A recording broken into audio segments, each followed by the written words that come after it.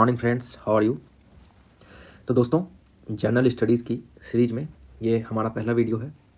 जो दोस्त चैनल से नए जुड़े हैं, वीडियो को पहली बार देख रहे हैं, वो चैनल को सब्सक्राइब करके रखें क्योंकि आपको टाइम पे नोटिफिकेशन मिल जाए, क्योंकि अब सीरीज़ में नए नए वीडियोस आते रहेंगे जो कि आपके जो भी गवर्नमेंट एग्जाम के प्रिपरेशन है, RRB, JE, NTPC, upcoming vacancies आने वाली हैं जो अगस्त में, और सीजीएल एसएससी के जो जेई के भी एग्जाम होते हैं, वहाँ पे भी जनरल स्टडीज़ से क्वेश्चंस आते हैं। तो दोस्तों, आप मस्ट वॉच है ये वीडियो, जरूर से जरूर वॉच करें। और एक बार दोस्तों डिस्क्रिप्शन को भी वीडियो के डिस्क्रिप्शन को भी चेक करें, वहाँ पे मैंने कुछ इंपॉर्टेंट लिंक्स डाले हुए हैं, जैसे कि पिछले 1 शॉर्ट वीडियोस एंड बहुत सारे बच्चों के क्वेरी थे कि सर अप्रोच क्या करना है और कौन से स्टडी मटेरियल हमें प्रीफर करना है। तो दोस्तों, जनरल स्टडीज़ के लिए जो मैंने खुद पढ़ा है, जिस बुक को मैंने रेफ़र किया था, तो उसका भी लिंक मैंने आपको डिस्क्रिप्शन में दिया हुआ है, आप चेक करें। तो दोस्तों, आज हम सीरीज में पहला क्लास कर रहे हैं पॉलिटी के ऑल इम्पॉर्टेंट आर्टिकल्स। दोस्तों, पॉलिटी में लगभग अमेंडमेंट होते होते 400 से ऊपर आर्टिकल्स हैं, 450 के लगभग। सारे आर्टिकल्स पूछे नहीं जाते हैं एग्जाम्स में। कुछ फिक्स्ड एरिया है जहाँ से बार बार क्वेश्चन रिपीट होते हैं। तो मोस्ट रिपीटेड जो एरिया है हमारा, जहाँ से बार बार क्वेश्चन आते हैं, हाईलाइटेड आर्टिकल्स, जहाँ जो आर्टिकल्स बार बार पूछे गए हैं एसएससी, सीजीएल, रेलवे, ये सब एग्जामों में। तो दोस्तों, उन आर्टिकल्स का मैं एक कंसोलिडेटेड 1 शॉर्ट वीडियो लाया हूँ, जो कि आप एक बार देखोगे तो वो सारे आर्टिकल्स आपके दिमाग में छप जाएंगे, और एग्जाम में जाने से पहले इसको ज़रूर 2 से 3 बार देख के जाइए। तो दोस्तों, चलिए, without wasting any further time, we are starting our polity most important articles 1 short video. तो यहाँ पे दोस्तों हम स्टार्ट करेंगे फर्स्ट आर्टिकल, जो कि बाय नंबर भी पॉलिटी में हमारा फर्स्ट आर्टिकल्स ही है। तो दैट इज आर्टिकल नंबर 1। ये डील क्या करता है फ्रेंड्स?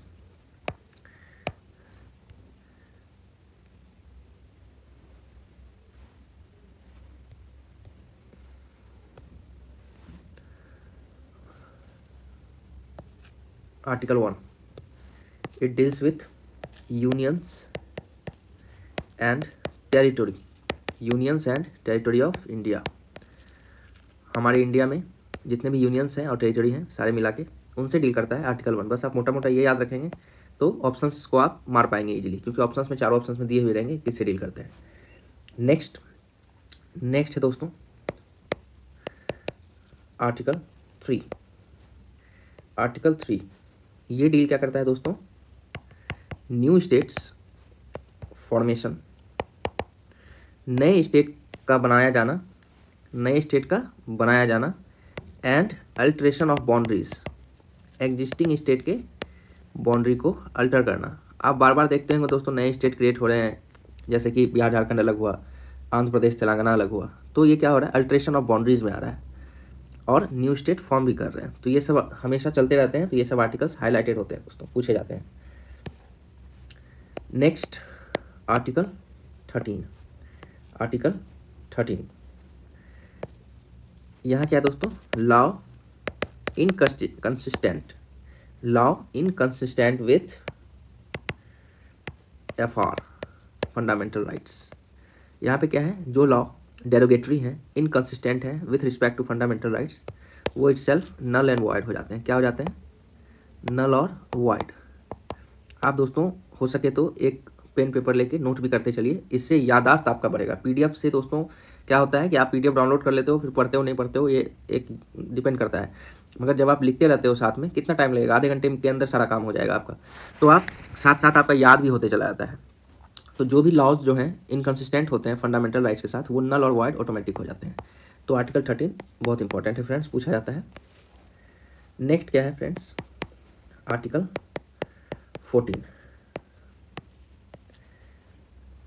14 आपका इक्वेलिटी बिफोर लॉ की बात करता है, जिसको पॉपुलरली राइट टू इक्वेलिटी भी हम लोग बोलते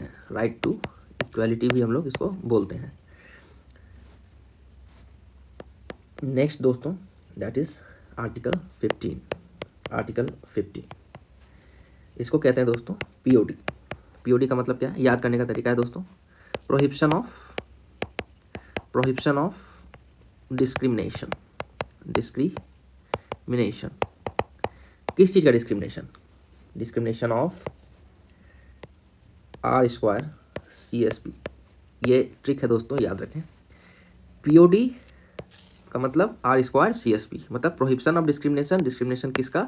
आर स्क्वायर CSP। मतलब आर स्क्वायर का मतलब race, religion,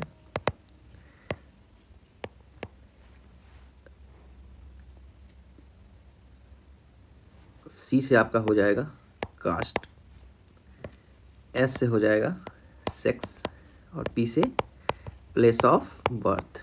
place of birth दोस्तों इसको याद रखिएगा, ये पूछा जाता है, ठीक है। R square CSP, race, religion, caste, sex, place of birth. Next friends, हमारा इंपॉर्टेंट आर्टिकल कौन सा है? That is article 16। ये बात करता है equality in public employment. Public employment मतलब सरकारी नौकरी। प्राइवेट नौकरी में ये आर्टिकल नहीं लगेगा। सरकारी नौकरी, प्राइवेट को आप जाके नहीं बोल सकते हो कि ये आर्टिकल है भैया हमको भी नौकरी चाहिए, नहीं। सरकारी नौकरी में इसलिए इक्वालिटी बढ़ता जाता है, रिजर्वेशन दिया जाता है जिनको ज़रूरत है, जिनको नहीं है उनको नहीं दिया जाता है। टाइमली जो भी वैकेंसीज हैं आएंगी वो पब्लिकली नोटिफाई होती है, सबको भरने का मौका दिया जाता है, छूट भी दिया जाता है फीस में। क्यों दिया जाता है? गर्ल्स को, विकलांग को या फिर गरीबों को क्यों दिया जाता है? कि राइट टू इक्वालिटी यहाँ पे भंग नहीं हो, मतलब कि ऐसा नहीं हो कोई गरीब है तो फॉर्म नहीं भर पा रहा है। तो उस हिसाब से दोस्तों ये काम किया गया है। तो इक्वालिटी इन पब्लिक एम्प्लॉयमेंट, सरकारी नौकरी में इक्वालिटी का अधिकार हमारा आर्टिकल 16 देता है, याद रखें फ्रेंड्स। नेक्स्ट हमारा क्या है फ्रेंड्स?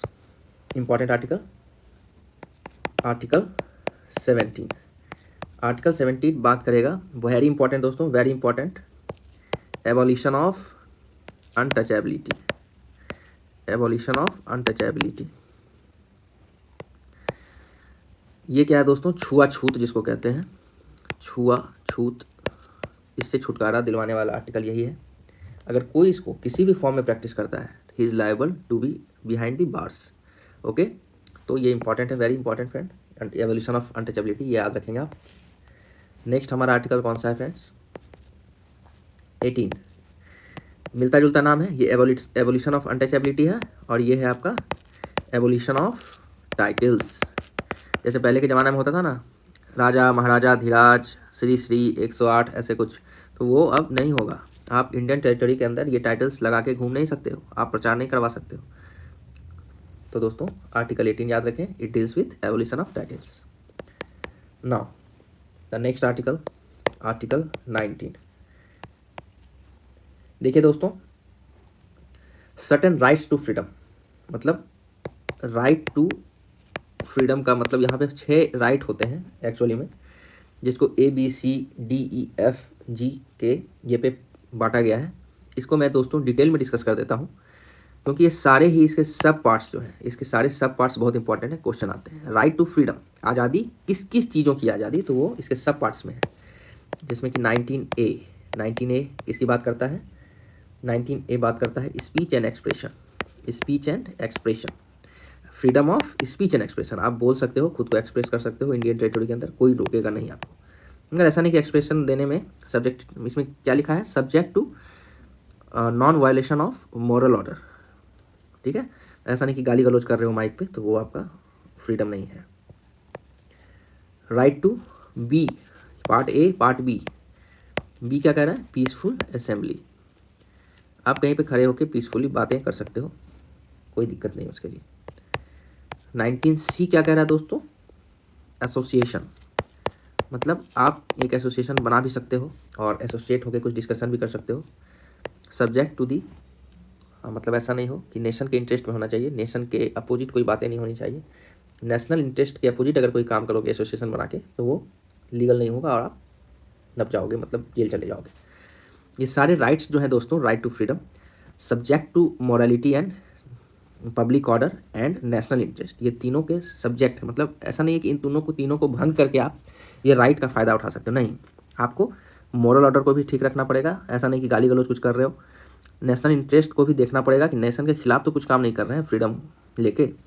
और तीसरा चीज़ है कि पब्लिक ऑर्डर क्या है कि आप समाज को भी आपको देखना पड़ेगा। ऐसा नहीं है कि कुछ ऐसा काम आप कर रहे हो जिससे कि अगल बगल की सोसाइटी डिस्टर्ब हो रही है, ये सारा चीज़ ध्यान रखना है।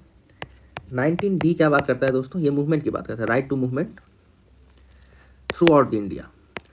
मतलब जैसे कि आप देख लो ना, टूरिज्म में क्या हो रहा है कि हम नॉर्थ के लोग साउथ जा रहे हैं, साउथ के नॉर्थ आ रहे हैं, ईस्ट के वेस्ट, वेस्ट के ईस्ट जा रहे हैं, घूम रहे हैं आराम से, कोई रोकने वाला नहीं है। तो through out movement in India आप कर सकते हैं। 19E बात करता है settlement and residence. Settlement and residence मतलब क्या है कि नॉर्थ के लोग साउथ में जाकर फ्लैट खरीदते हैं, फ्लैट में रहते हैं, रजिस्ट्री कराते हैं, कोई दिक्कत नहीं है। साउथ वाले नॉर्थ में कराते हैं। हर कोई हर कहीं जाके फ्लैट खरीद सकता है, जो कि अभी जम्मू एंड कश्मीर में अवेलेबल नहीं था 2019 से पहले, मगर जब से रिपील हुआ है 370 तो ये आर्टिकल भी वहाँ पे लागू हो गया है, वहाँ भी आप प्रॉपर्टी ले सकते हो। अच्छा, नेक्स्ट है दोस्तों F, मगर इसको मैं गोल कर रहा हूँ रेड से। क्यों कर रहा हूँ? क्योंकि ये हो गया है रिपील्ड। रिपील्ड का मतलब ये था, अब नहीं है, मगर पूछा जाता है। क्यों पूछा जाता है? क्योंकि ये डील करता था पर्सनल प्रॉपर्टी से। पहले पर्सनल प्रॉपर्टी का राइट हमारा फंडामेंटल राइट था, कोई भंग नहीं कर सकता था। मगर जब से जो लैंड रिफॉर्म आया, मतलब कि लैंड रिफॉर्म का मतलब होता है कि डिफरेंट जगह पे जहाँ पे लोगों के पास बहुत ज़मीनें थी, वो गरीबों में कुछ कुछ वो खुद से भी बांटे, कुछ सरकारों ने भी बांटा। तो उसके लिए ये प्रॉपर्टी, इस राइट को क्या किया गया कि EFR फंडामेंटल राइट से शिफ्ट कर दिया गया लीगल राइट में, लीगल राइट में। और अभी ये आर्टिकल नंबर 300A आर्टिकल जो है वो इस राइट को प्रदान करता है, but as a legal right, not as a fundamental right. इसको आप सुप्रीम कोर्ट में, अगर लीगल राइट को आप हाई कोर्ट में ये कर सकते हो, फाइट कर सकते हो, मगर सुप्रीम कोर्ट में जो फाइट होगा आपका फंडामेंटल राइट्स, वो मोटो एक्शन भी ले सकता है सुप्रीम कोर्ट, तो वो फंडामेंटल राइट भी ले सकता है। तो कहीं ना कहीं राइट को डाइल्यूट किया गया और लीगल राइट दिया गया है, फंडामेंटल राइट अब ये नहीं है। नेक्स्ट है क्या दोस्तों, 19G। ये फ्रीडम किस चीज़ का देता है? Freedom of business, business, trade, profession, occupation, मतलब जीवन यापन। आप कुछ भी काम करके, कहीं भी कुछ भी काम करके आप कमा सकते हो, खा सकते हो, बट वही है कि subject to the national interest, public order. ऐसा काम नहीं करो जो कि सोसाइटी को डिस्टर्ब करे, नेशन के खिलाफ हो। अच्छा काम करके आप कहीं भी कमा सकते हो, खा सकते हो, देश के अंदर कोई आपको रोकने वाला नहीं है। तो 19 को दोस्तों ये बहुत इंपॉर्टेंट है, सारे इसके सब पार्ट्स भी आप याद रखेंगे और ये बार बार पूछे जाते हैं। तो सीरीज में अगला आर्टिकल क्या है फ्रेंड्स? क्लास थोड़ी लंबी चलेगी, इसको अच्छे से देखें, 2 से 3 बार देखें, दिमाग में छप जाएगा। Right to personal liberty. Personal liberty मतलब खुद का विजडम, खुद का डेवलपमेंट करने का आपको पूर्ण आज़ादी है। आप आराम से खुद को जितना डेवलप कर सकते हो, जितना विजडम ला सकते हो अपने अंदर, वो लाओ। राइट टू पर्सनल लिबर्टी इसकी बात करता है। नेक्स्ट है अपना आर्टिकल 21A। 21A बहुत इंपॉर्टेंट है दोस्तों, राइट टू एजुकेशन।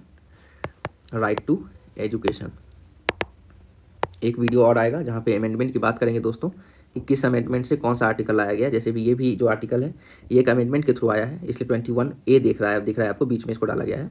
पहले right to education fundamental right explicitly नहीं था, ये DPSP में था। बाद में इसको फंडामेंटल राइट्स के अंदर, जो कि 12 से 35 आर्टिकल फंडामेंटल राइट का है, उसके अंदर as a fundamental right introduce किया गया विथ अमेंडमेंट। तो अमेंडमेंट का एक अलग वीडियो आएगा। ये वीडियो है दोस्तों only and only important articles, जो कि आपको डायरेक्ट पूछे जाते हैं एग्जाम में। इसको अच्छे से देखें। जो बच्चे नए हैं चैनल को लाइक से सब्सक्राइब कीजिए, शेयर कीजिए। नेक्स्ट है आपका दोस्तों आर्टिकल 23। ये बात करता है प्रोहिबिशन। किस चीज़ का प्रोहिबिशन? किस चीज़ में रोक? Human trafficking. ह्यूमन ट्रैफिकिंग मतलब आदमी को कैद करना ज़बरदस्ती, एंड फोर्स्ड लेबर, बंधुआ मजदूर। किसी को ज़बरदस्ती कैद करके काम नहीं करा सकते हो। पहले जो होता था पुराने ज़माने में, आज़ादी से पहले, कि बंधुआ मजदूर बना लेते थे, खाना बस दे के, 2 रोटी दे के दिन भर काम करवाते थे, वो अब नहीं करा सकते। Human trafficking and force labour now ban है। अगर ऐसा करोगे तो जेल चले जाओगे। नेक्स्ट आर्टिकल क्या है हमारा फ्रेंड्स? नेक्स्ट आर्टिकल है आर्टिकल 24। ये बात करता है प्रोहिबिशन ऑफ चाइल्ड लेबर। बच्चों से आप काम नहीं करा सकते हो। नेक्स्ट आर्टिकल देखते हैं दोस्तों, आर्टिकल 25। आप शॉर्ट में इसको याद रखें, ऑप्शंस में जैसे आएगा आप आराम से टिक लगा पाएंगे, ज़्यादा डिटेल में याद रखने की ज़रूरत नहीं है। Freedom to practice. आर्टिकल 25 क्या बात करता है? फ्रीडम, किस चीज़ का फ्रीडम देता है? Freedom to practise and propagate religion. मतलब आप अपने रिलीजन को प्रैक्टिस करो और फैला भी सकते हो विदाउट फोर्स नहीं करना है, बस अपने जो विचार है वो रख सकते हो आदमी के सामने फ्रीली। नेक्स्ट क्या है फ्रेंड्स? नेक्स्ट आर्टिकल है हमारा आर्टिकल 29। आर्टिकल 29 बहुत इंपॉर्टेंट है। Prohibition of interest of minorities. जो भी माइनॉरिटी के तबके हैं हमारे देश में, जो माइनॉरिटीज़ में आते हैं, उनका इंटरेस्ट भंग नहीं होना चाहिए, उन पर कोई अत्याचार नहीं होना चाहिए। नेक्स्ट क्या है फ्रेंड्स, आर्टिकल 32। आर्टिकल 32 बात करता है रिट्स की। रिट्स क्या होते हैं? इसको राइट टू कॉन्स्टिट्यूशनल रेमेडी भी कहा जाता है। मतलब जब भी आपका फंडामेंटल राइट किसी के द्वारा हनन किया जाए, भंग किया जाए, तो सुप्रीम कोर्ट में आप डायरेक्ट रिट फाइल कर सकते हो, पिटीशन फाइल कर सकते हो और अपने फंडामेंटल राइट को रीइंस्टेट कर सकते हो, फिर से पा सकते हो, रीइंस्टेट कर सकते हो। ये राइट बहुत इंपॉर्टेंट है। इसी राइट को बी आर अम्बेडकर ने क्या कहा था? Heart and soul of Indian constitution. Heart and soul of Indian constitution. याद रखें फ्रेंड्स, बहुत इंपॉर्टेंट आर्टिकल है article 32, right to constitutional remedies. कोई भी अगर आपका फंडामेंटल राइट छीनता है तो आप डायरेक्ट एससी अप्रोच कर सकते हो सुप्रीम कोर्ट और उसको फिर से पा सकते हो। नेक्स्ट क्या है friends, important article, that is article 44। Uniform civil code की बात करता है कि पूरे देश में जो सिविल प्रोसीड्योर है, सिविल कोड, परिवार विवाद, शादी ब्याह, ये सब जो भी काम हो रहे हैं, ये सिर्फ सिविल कोड के अनुसार हो पूरे देश में एक तरीके से, इसकी बात करता है आर्टिकल 44। मगर ये लागू नहीं हुआ है क्योंकि ये भी डीपीएसपी में आता है, directive principle of state policy. ये धीरे धीरे लागू होगा जैसे जैसे देश डेवलप करेगा। आर्टिकल 50 किसकी बात करता है फ्रेंड्स? आर्टिकल 50 बात करता है, बहुत इंपॉर्टेंट है, बार बार पूछा जाता है। आर्टिकल 50 बात करता है सेपरेशन की। किसकी सेपरेशन की? Separation of judiciary. Separation of judiciary from executive. जैसा कि हम जानते हैं कि 3 पार्ट्स हैं, लेजिस्लेटिव, एग्जीक्यूटिव एंड जुडिशरी। तो एग्जीक्यूटिव और जुडिशरी में सेपरेशन की बात कौन करेगा? आर्टिकल 50। नेक्स्ट क्या है फ्रेंड्स, आर्टिकल 51। आर्टिकल 51 बात करता है international peace and security. International peace and security की बात कौन करेगा? आर्टिकल 51। ये भी डीपीएसपी में आता है फ्रेंड्स। नाउ आर्टिकल 51 है, ये इंदिरा गांधी जी के टाइम में इंट्रोड्यूस किया गया था, रसिया से लिया गया था। यहाँ पे फंडामेंटल ड्यूटीज इंट्रोड्यूस किए गए थे। मतलब कि जो कि हम सिटीजन हैं इंडिया के, हमें फंडामेंटल राइट्स का लाभ मिलता है, तो as a citizen of India there are some fundamental duty जो हमें मॉरली निभाना ही चाहिए। तो पहले ये 10 थे, अब एक और ऐड होके 11 हो चुके हैं। 11 फंडामेंटल ड्यूटीज़ हैं। जब हम डिटेल की क्लास करेंगे पॉलिटी की तो ये सारे डिटेल्स में पढ़ेंगे, मगर अभी मोस्ट इंपॉर्टेंट आर्टिकल्स की बात हो रही है जो पूछा जाता है आपसे एग्जाम में। तो आप बस इस पर ही फोकस कीजिए, शॉर्ट्स पे फोकस कीजिए कि क्या आपको याद रखना है टिक मारने के लिए। अच्छा, नेक्स्ट क्या है दोस्तों, article 72। Article 72 deals with power of president. Very important article दोस्तों, very important article. Power of president to grant pardon, जिसको भी कुछ सजा हो जाती है उसको माफ करने का जो शक्ति है राष्ट्रपति के पास, उसकी बात करता है article 72। Next article 76। Article 76 deals with AGI, attorney general of India. Attorney general of India, जैसे कि हमारा कोई वकील होता है तो वैसे देश का भी वकील होता है दोस्तों, वो कहलाता है अटॉर्नी जनरल। नेक्स्ट क्या है friends, article 78। Article 78 duties of prime minister, duties of PM, इसके बारे में बताता है कि PM की ड्यूटी क्या होती है, प्रेसिडेंट को कहाँ कहाँ पे उसको इन्फॉर्म करना है, कहाँ कहाँ राय लेना है, कहाँ कहाँ मतलब उनको प्रेजेंट करना है रिपोर्ट, ये सारी बात आर्टिकल 78 में लिखा गया है। Article 85, article number 85, it's very important. ये सेशंस, जो भी हमारे monsoon session, summer session, winter session होते हैं, सेशन ऑफ पार्लियामेंट की बात करता है। प्रोरोगेशन होता है जब सेशन को बुलाया जाए, और डिसोल्यूशन होता है जब अंत किया जाए। सत्र का अंत होना, सत्र को बुलाया जाना, ये सेशंस की बात करता है, very important, article 85। Next is article 93, speaker and deputy speaker, speaker and deputy speaker of Lok Sabha, LS Lok Sabha, इसकी बात करता है article number 93। Article 100, very important, voting procedures. House में जो वोटिंग प्रोसीजर्स होते हैं किसी भी मुद्दे पे, वोटिंग ऑफ हाउसेज, हाउस के अंदर जो राज्यसभा लोकसभा में वोटिंग्स होते हैं उसका प्रोसीजर डील करता है आर्टिकल 100। आर्टिकल नंबर 105, ये बताता है पावर्स एंड प्रिविलेज, क्या सुविधाएं, क्या शक्तियां दी गई हैं किसको, MP को, मेंबर ऑफ पार्लियामेंट को। मेंबर ऑफ पार्लियामेंट की पावर एंड प्रिविलेज की कौन सी बात करेगा, आर्टिकल 105। नेक्स्ट क्या है फ्रेंड्स, आर्टिकल 106, ये बात करेगा सैलरी। 105 क्या बात कर रहा है? Power and privilege. 106 क्या बात करेगा? Salary and allowances. मतलब क्या सैलरी मिलेगा, क्या भत्ता मिलेगा, किसको? एमपीज को। Next article 108। It's very important दोस्तों, बहुत बार पूछा गया है, एकदम याद रखिए। सारे ही आर्टिकल्स इंपॉर्टेंट है, यहीं से क्वेश्चंस मैक्सिमम आते हैं, बार बार पूछे जाते हैं, मगर ये बहुत बार पूछा गया है ज्वाइंट सिटिंग के बारे में। Joint sitting of both houses, joint sitting of Rajya Sabha and Lok Sabha, इसकी बात कौन कर रहा है? आर्टिकल 108। नेक्स्ट क्या है फ्रेंड्स? Article 109 to article 110। ये दोनों ही आर्टिकल बात करते हैं मनी बिल्स पे। वेरी इंपॉर्टेंट, मनी बिल्स जो होते हैं उसको डील करने वाले आर्टिकल 109 एंड 110 है। इसको अच्छे से याद रखिए दोस्तों। और इसका नेक्स्ट आर्टिकल जो 112 है, ये बहुत इंपॉर्टेंट है। ये डील करता है बजट से। जो भी बजट पेश होता है ना फरवरी में, वो आर्टिकल 112 के तहत ही होता है। बजट नाम का कोई शब्द है नहीं कॉन्स्टिट्यूशन में दोस्तों। इसको कहा जाता है annual financial statement. Annual financial statement. ये भी क्वेश्चन आ चुका है कि बजट कॉन्स्टिट्यूशन लिखा है कि नहीं, तो नहीं लिखा है दोस्तों। Next article 123, very important. Article 123 ये है power to प्रोमुलगेट ordinances.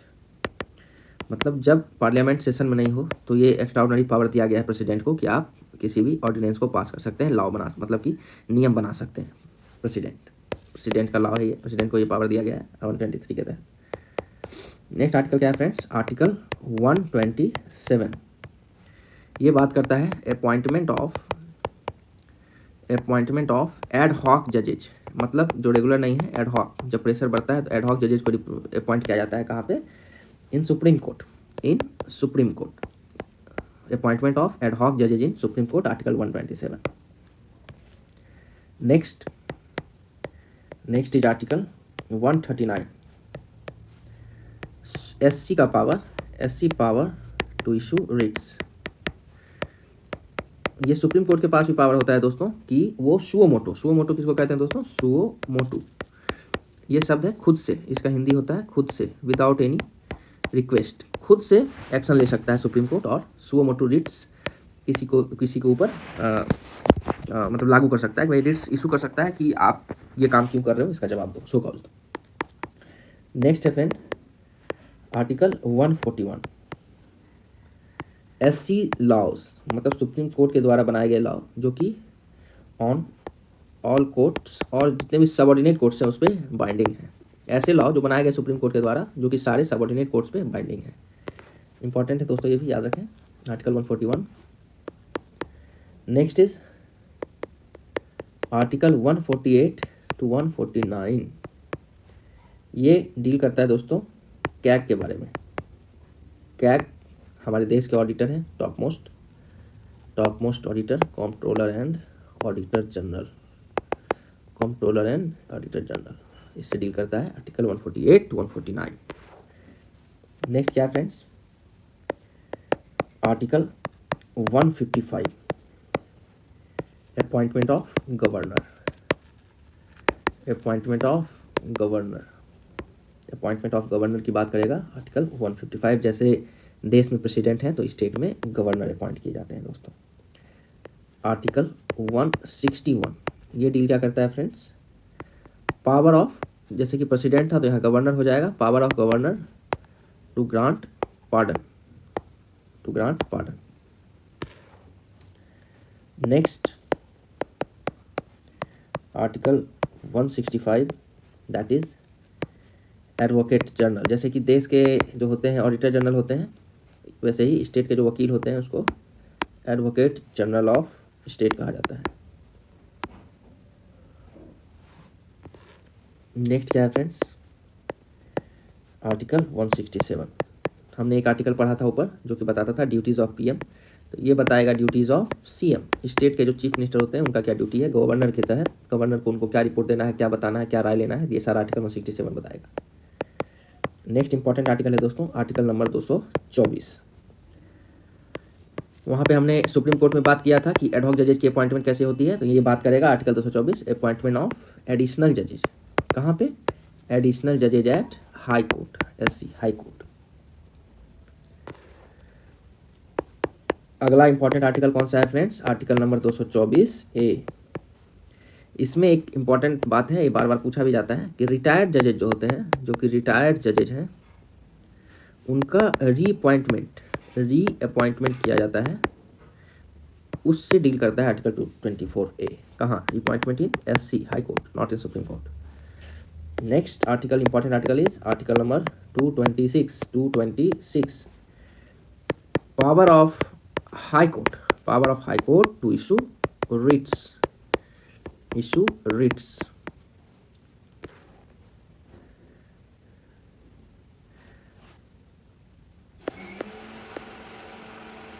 Next important article कौन सा है फ्रेंड्स? आर्टिकल 280। बहुत इंपॉर्टेंट है फ्रेंड्स, इसको एकदम याद रखिए। फाइनेंस कमीशन जो देश में लागू होता है दोस्तों, बैठता है, वो इस आर्टिकल के तहत ही बैठता है। ये कॉन्स्टिट्यूशनल बॉडी है, फाइनेंस कमीशन। नेक्स्ट क्या है दोस्तों? Article 312, all India service. जितने भी IAS IPS ये सब का जो रिक्रूटमेंट है, UPSC, ऑल इंडिया सर्विस की बात कौन करता है दोस्तों? Article number 312।